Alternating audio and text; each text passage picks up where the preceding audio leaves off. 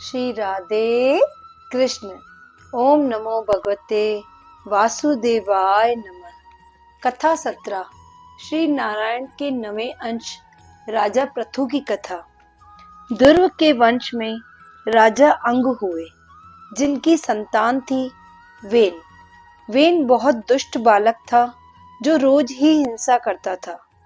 ऐसा पुत्र पाकर राजा अंग बहुत दुखी हुए, जिस कारण वे वन को चले गए।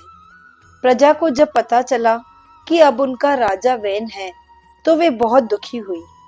राजा वेन खुद को भगवान मानता था। उसका कहना था कि शास्त्रों के अनुसार प्रजा के लिए उसका राजा ही भगवान होता है। इसलिए प्रजा को मजबूर करने लगा कि सिर्फ उसकी ही पूजा करे।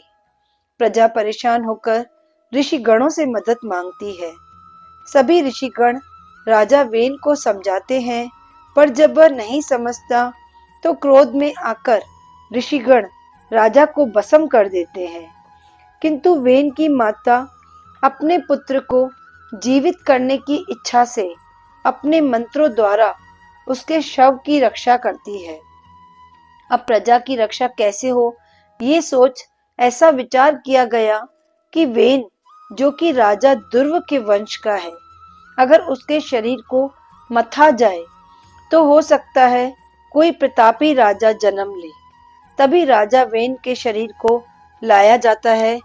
उसके पैरों की जांघों को बड़े जोर से मथा जाता है। उस मंथन से बौना पुरुष, जिसका रंग कौवे जैसा था, वो प्रकट होता है। ऋषिगण कहते हैं, ये राजा वेन के पापों का स्वरूप है, इसलिए उसे जंगल में बेच देते हैं। फिर वेन के दोनों हाथों को मथते हैं। उसमें से एक स्त्री और एक पुरुष उत्पन्न होते हैं, जो विष्णु और लक्ष्मी का अवतार कहलाए।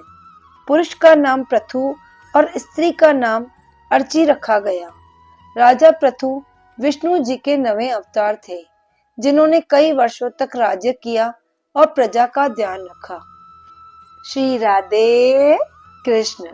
ओम नमो भगवते वासुदेवाय नमः।